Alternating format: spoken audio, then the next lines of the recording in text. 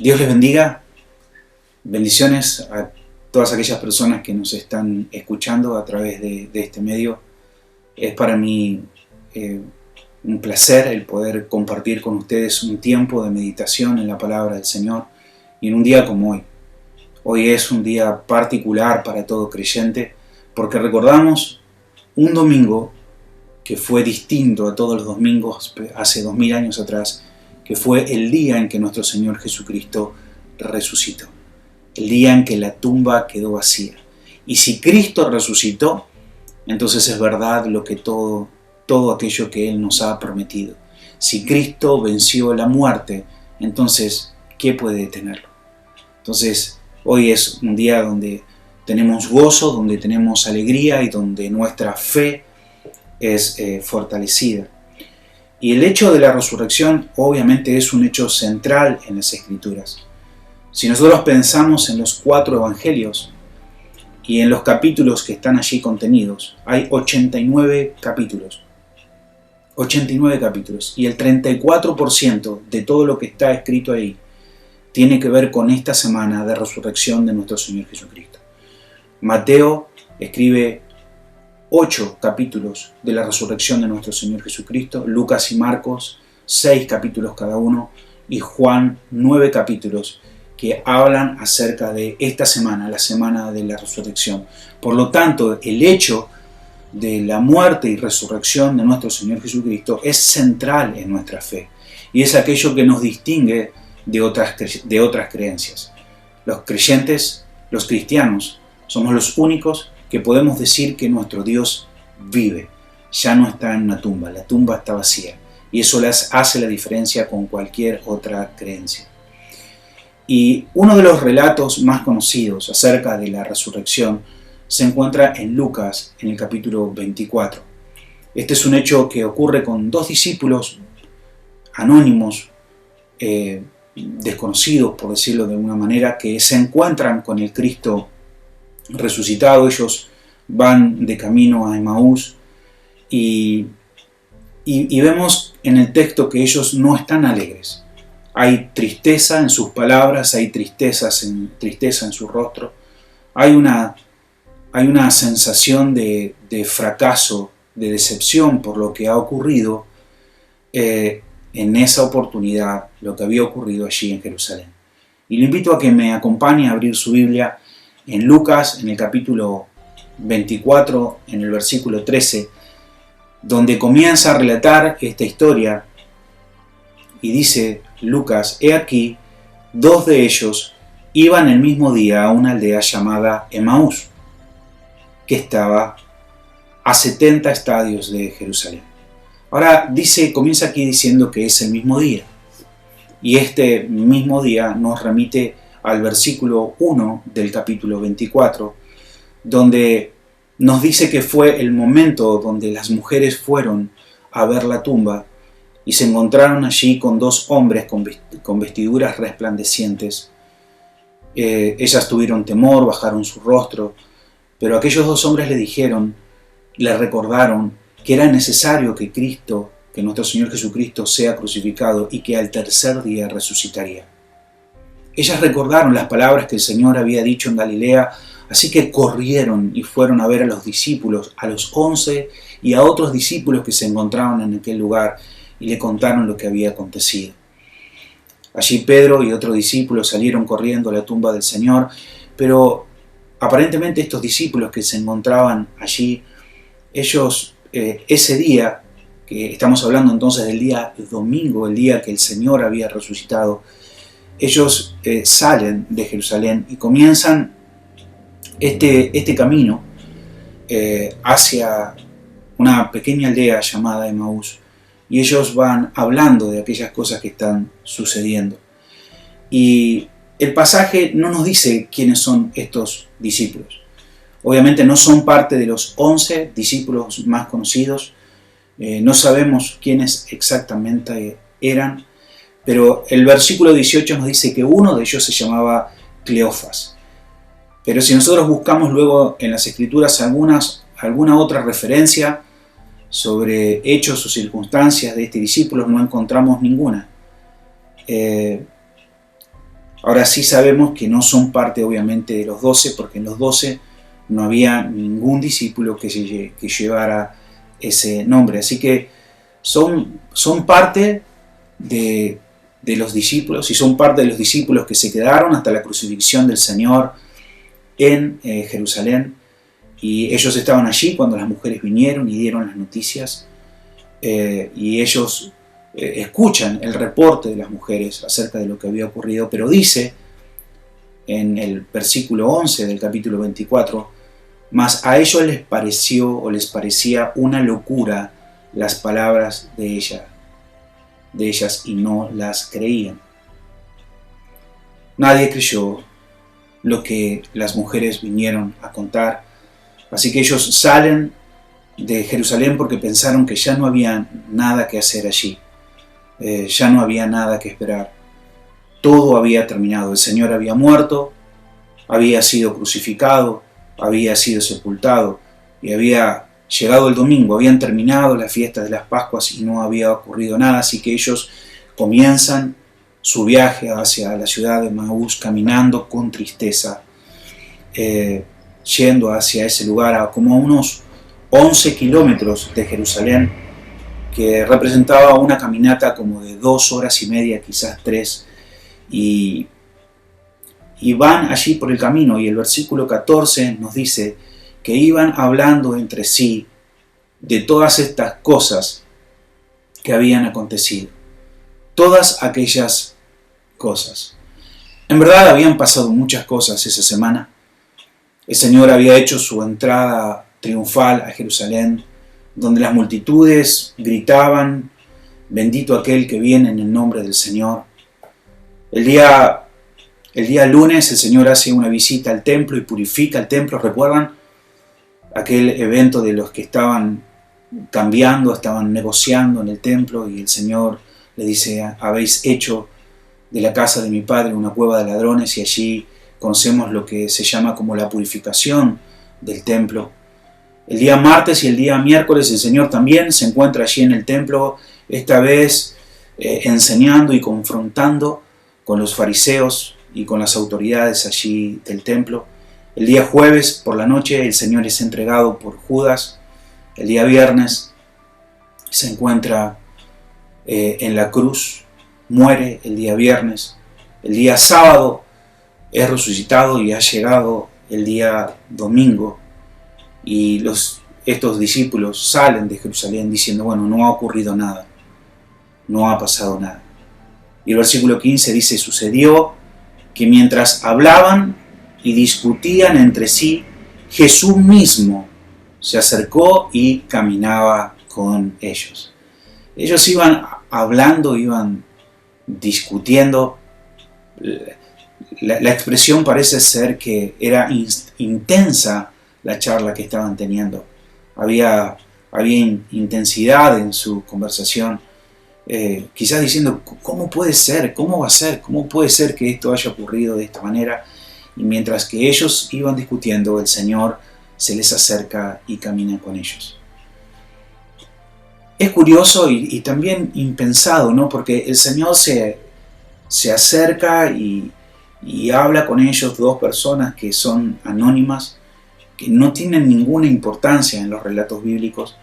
De uno solo de ellos conocemos el nombre y el otro no. Van de camino a una ciudad también pequeña, ignota, ni siquiera hay ruinas de esa ciudad, pero el Señor quiere detenerse con estas dos personas y Él comienza a hablar con ellos, comienza a caminar con ellos, y a ellos no les llamó la atención, porque esto era normal. Ellos estaban en una sociedad que constantemente caminaban de un lugar hacia otro lugar y se acompañaban en esa caminata porque los caminos eran peligrosos, así que no era de extrañar que un extraño quisiera sumarse al grupo para caminar hacia algún lugar.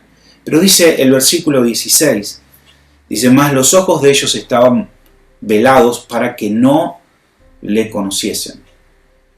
Sin duda los discípulos podrían haberle reconocido, eran parte de los discípulos, quizás no de los discípulos más íntimos del Señor, pero estos discípulos lo conocían al Señor, lo habían visto, habían escuchado sus enseñanzas, conocían su voz.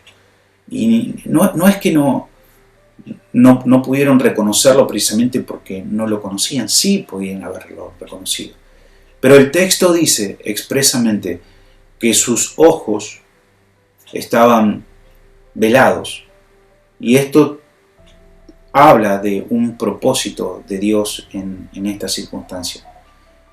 Cristo tenía un propósito para que no le reconocieran, porque Él quería hacer algo en los corazones de estos hombres por lo cual era necesario que no lo reconocieran por lo menos por algún momento. Y vemos que no es que no lo reconocieron porque el Señor no parecía humano, no, sí, el Señor tenía un aspecto de una persona común. Luego de su resurrección, el Señor aparece 11 veces. Una vez se le aparece a Pablo, y Pablo sí cree que es una persona celestial la que se le aparece. Pero las otras 10 apariciones que hace el Señor Jesucristo nunca tiene un aspecto que no fuera humano. Es más, recuerdan María Magdalena cuando va allí a la tumba, ella cree que es un jardinero, hasta que el Señor le dice: María, no me conoces, y María le dice: Raboni, maestro. Pero el punto es que no era que el Señor tenía un aspecto resplandeciente, no, tenía un aspecto normal, común. E incluso cuando Tomás duda, el Señor le dice que ponga sus manos en sus heridas. Esto quiere decir que el Señor todavía tenía incluso el cuerpo con el cual había muerto. O sea, Él era totalmente una persona normal, que se podía confundir con cualquier otra persona. Y es por esto que ellos también lo ven como un extraño, no ven nada inusual en el Señor, en su apariencia. Así que Él comienza a caminar con ellos. Pero la pregunta es, si el Señor se veía como una persona común y no había nada fuera de lo común en Él, ¿por qué no le reconocían entonces? Bueno, porque los ojos de estos discípulos estaban velados para que no le reconocieran. Podemos entender por esto que después de la resurrección, el Señor Jesucristo podía ser reconocido por aquellos que Él quería que fueran reconocidos. Había alguna condición que debiera darse para que el Señor se revelara, pero vemos aquí que no hay nada al azar. No es que a veces ocurría, a veces no ocurría, no. Dios hace todas las cosas con un propósito, no hay nada casual. Dios vela sus ojos, cierra su entendimiento con un propósito, y luego Dios abre sus ojos con un propósito. No es al azar, no es una carambola, no es algo que ocurre porque sí, no, Dios tiene un propósito, está diseñado, planeado por el mismo Jesucristo, y es así como Dios trabaja siempre. Dios nunca deja cosas al azar. Cuando Dios hace algo, siempre lo hace con un propósito. Y en el versículo 17, entonces comienza esta conversación de estos hombres con el extraño, y les pregunta. El Señor dice en el versículo 17, y les dijo: ¿qué pláticas son estas que tenéis entre vosotros mientras camináis? ¿Y por qué estáis tristes? Bueno, hablaban, era intensa la conversación que tenían, pero en sus palabras, en sus gestos, demostraban tristeza, estaban hablando con tristeza. Y el versículo 18 dice: respondiendo uno de ellos, que se llamaba Cleofas, le dijo: ¿eres tú el único forastero en Jerusalén que no ha sabido las cosas que en ella han acontecido en estos días? Quizás con un poco de fastidio, aquí Cleofas le dice: ¿cómo puede ser? ¿Acaso tú eres el único extranjero que no sabe lo que ha ocurrido? Es como si hubieses estado en la ciudad y hubiese habido un tifón y tú no te enteraste de todo lo que ocurrió. Y el versículo 19 sigue diciendo, dice: entonces él le dijo: ¿qué cosas ocurrieron? Y ellos le dijeron: de Jesús, Nazareno, que fue varón profeta, poderoso en obra y en palabra delante de Dios y de todo el pueblo. Fíjense la cristología de estos discípulos, el entendimiento que ellos tenían acerca del Señor. Ellos sabían que Dios estaba con él. Sabían que las señales que Cristo había hecho eran innegables. Nadie podía decir que ese hombre no había venido de Dios. Él le había dado vista a los ciegos. Él incluso había resucitado a muertos, a Lázaro. Así que todo indicaba que él era el Mesías. Había sido un hombre poderoso en palabras y en hechos. Y el versículo 21 hablan acerca de la expectativa que ellos tenían acerca de Cristo. Dice, pero nosotros esperábamos que Él era el que había de redimir a Israel. Y ahora, además de todo esto, hoy es ya el tercer día que esto ha acontecido.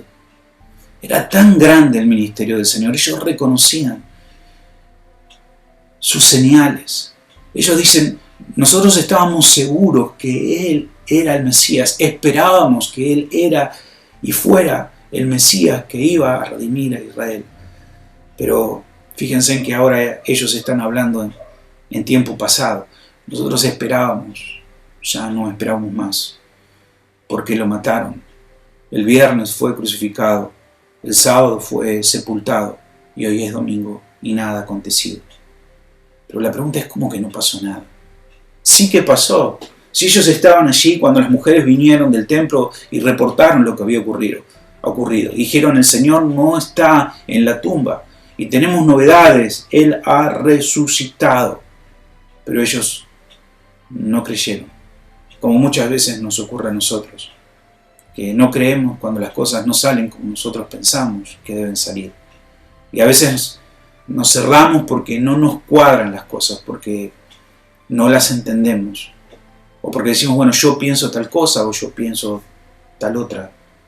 Porque muchas veces queremos que Dios actúe de la manera que nosotros actuaríamos. Y ya ellos dijeron, si Cristo resucitó, entonces ¿por qué aparecérsele a las mujeres? ¿Por qué no se apareció en las plazas? Yo me hubiese aparecido en las plazas o yo me hubiese aparecido en el templo. No, esto no puede ser. Entonces ellos no estaban dispuestos a entender lo que había ocurrido. A veces Dios actúa de forma muy diferente a como nosotros pensamos o muy diferente a lo que nosotros esperamos. Pero siempre debemos recordar que Dios tiene un propósito en cada cosa que Él hace. Estas personas tenían una perspectiva humana de las cosas. Claro, o sea, vimos que Cristo fue arrestado, sí vimos que Cristo fue crucificado, lo vimos. Esa es la perspectiva humana, Cristo murió. Pero ellos no tenían una perspectiva divina acerca de los hechos que habían ocurrido.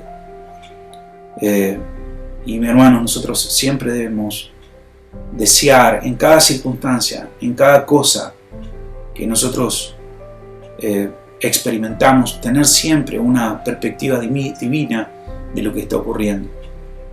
Siempre ver a Dios presente en lo que está ocurriendo. Siempre ver a Dios actuando en lo que ocurre. Siempre.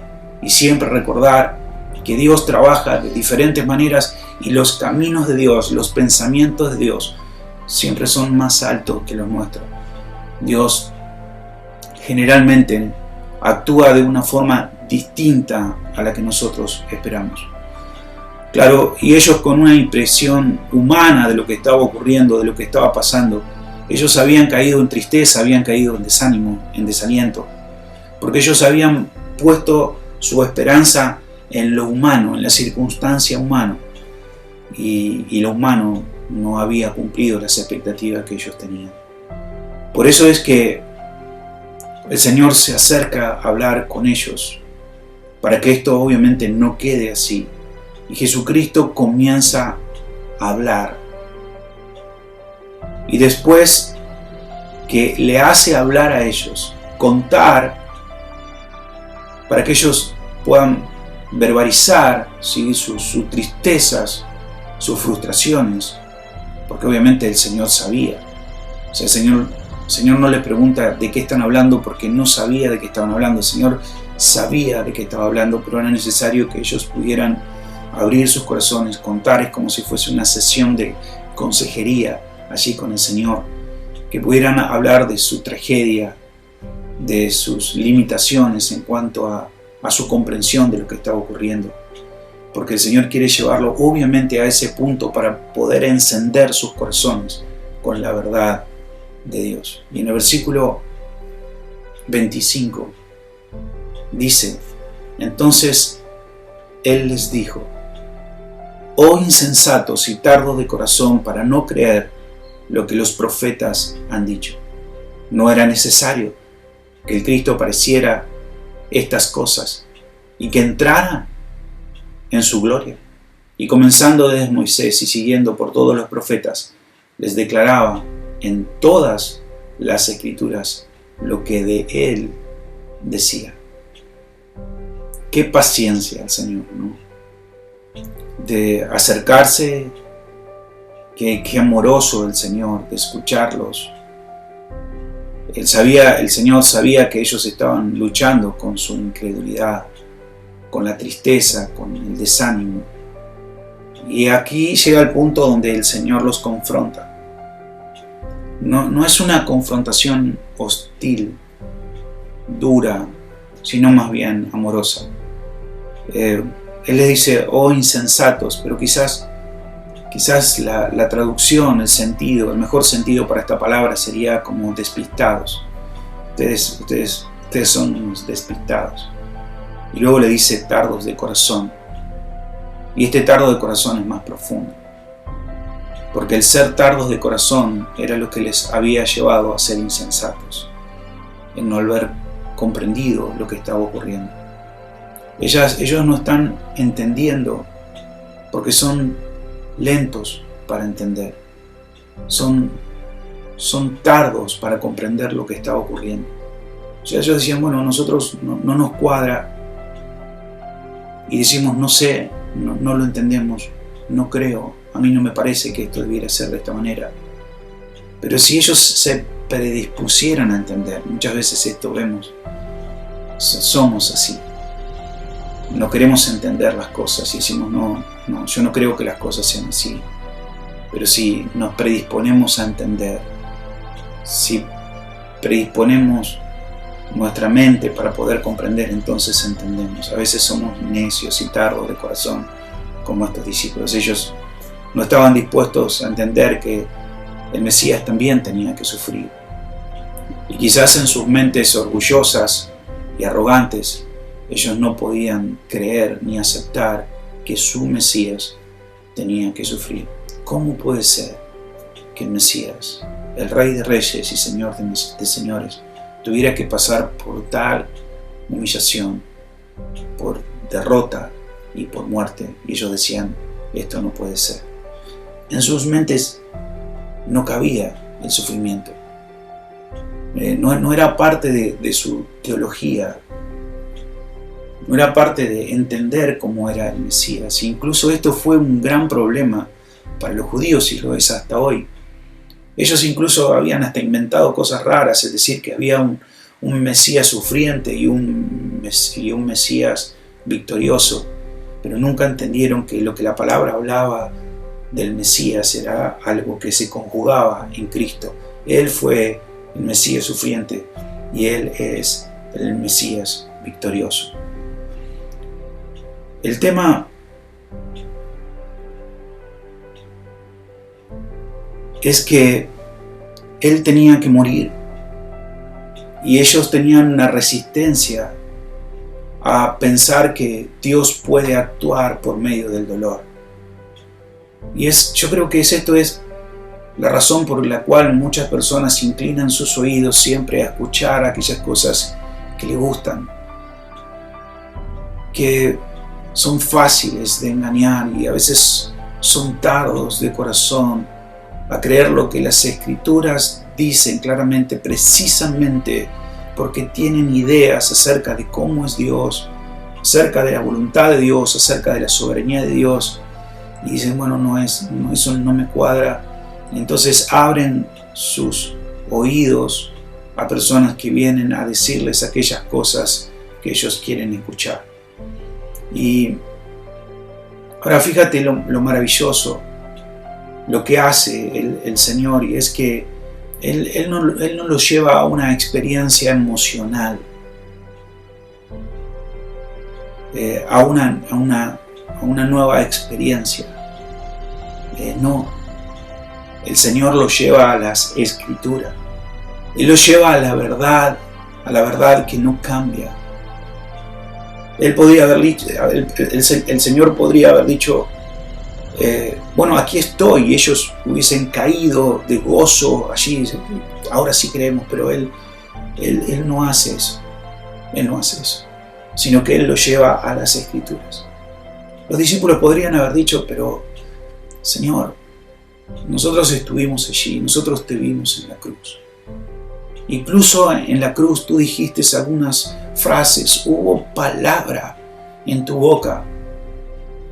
Pero el sábado, Señor, el sábado fuiste sepultado, guardaste silencio, no pudimos escuchar tu voz.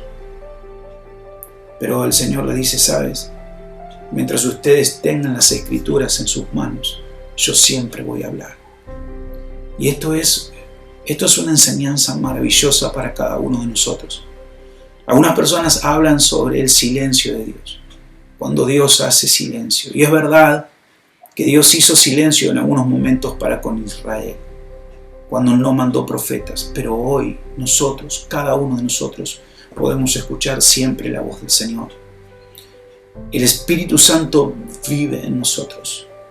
Somos templo del Espíritu Santo. Y cada vez que necesitemos escuchar la voz de Dios, es seguro con que cada uno de nosotros podamos abrir nuestras Biblias. Y cada vez que abramos nuestras Biblias, entonces escucharemos la voz de Dios. Ningún creyente puede decir hoy que está en un silencio de Dios, que Dios ha cerrado el cielo y que no hay palabra. No.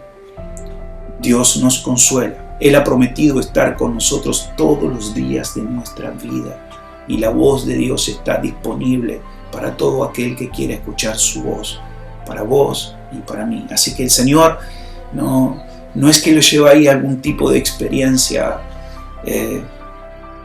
distinta, no, Él los lleva a la palabra y dice allí que Él les muestra, va allí a mostrarles todo lo que la Escritura dice acerca de Él. Y esto es maravilloso. Nosotros, hermanos, debemos poner nuestra atención en esto. Nosotros debemos poner nuestra atención en lo que la palabra dice acerca de Dios y en lo que la palabra dice acerca de nosotros. Y entonces estaremos seguros y no habrá temor en nuestros corazones. No estaremos como estos discípulos vacilando en la fe. Nosotros tenemos la palabra de Dios y es segura y debemos echar nuestra confianza allí. Debemos poner nuestra confianza en la palabra, así como el Señor los lleva a ellos a poner su confianza en la palabra del Señor. Y quizás ahora los discípulos están diciendo, pero sí, está claro lo que dice la Escritura. Está claro, sí, está claro que el Mesías debía morir y que Él iba a resucitar. Sí, es evidente lo que dicen las Escrituras. A veces nosotros vemos que, así como para estos discípulos, como para nosotros, Dios utiliza un camino más largo para que nosotros podamos creer y para que podamos entender. Pero siempre el camino que Dios escoge es el camino más provechoso para nuestra vida. Si simplemente nosotros buscamos una experiencia para fortalecer nuestra fe, si buscamos simplemente una experiencia emocional para crecer en nuestra fe, entonces eso va a ser simplemente superficial. Pero nosotros debemos poner nuestra atención en lo que es seguro, en la palabra del Señor. Y el Señor siempre escoge a veces el camino que es más largo para crecer en la fe, pero el camino que es más provechoso para vos y el camino más provechoso para mí. Y en un tiempo como este, donde todas las personas están buscando preguntas, ¿qué es lo que está pasando? ¿Qué es lo que ocurrirá? ¿Será que Dios habla acerca de lo que está ocurriendo? Sí, Dios nos ha dejado palabra y Cristo ha resucitado. Así que todo creyente hoy debe llenarse de gozo, porque no importa cuál sea la circunstancia por la que estemos pasando, sabemos que Cristo resucitó y que el Espíritu Santo mora en nosotros. Por lo tanto, nosotros, cada uno de nosotros, sabremos que a pesar de la circunstancia que estemos viviendo, nada podrá arrebatarnos el gozo, porque nosotros podemos confiar en cada palabra y en cada promesa que el Señor nos ha dado. Y si tú estás ahora escuchándome y hay temor y hay duda y la tristeza ha entrado a tu vida porque no sabes qué es lo que ha de ocurrir, porque las cosas no están saliendo como pensaste que deberían salir, por las circunstancias que estás pasando, piensas que quizás va a llegar un momento de crisis y dices, bueno, esto no es como yo pensaba. Yo quiero animarte hoy para que puedas ver a través de la vida de la experiencia de estos discípulos, poderte ver reflejado vos como me veo reflejado yo, muchas veces en nuestra insensatez y en el ser tardos para ir a la palabra del Señor y para poder poner nuestra atención en ella. Muchas veces nosotros estamos como estos discípulos, pero yo te animo en esta tarde a que tú puedas venir a Cristo. Si hay tristeza en tu corazón, si estás pasando por una circunstancia donde te sientes que has llegado a una derrota, quiero decirte que en Cristo hay victoria y que tú puedes correr y que puedes abrazarte a Cristo, porque Cristo no solamente nos ha prometido que va a volver por nosotros si tenemos nuestros ojos puestos en nuestra patria celestial, sino que Él ha prometido estar con nosotros. Él ha prometido consolarnos. Y si tú hoy abres tu corazón a Cristo, Cristo cumplirá lo que nos ha prometido. Él traerá gozo a tu vida, un gozo que no tiene comprensión y que tú puedes abrazarte de Cristo para vivir una vida en este mundo que glorifique su nombre. Así que gracias por este tiempo y oramos para que en un día como hoy muchos sean animados a recordar que Cristo venció la muerte. Por lo tanto, cada uno de nosotros hemos sido perdonados en su sacrificio. Dios les bendiga.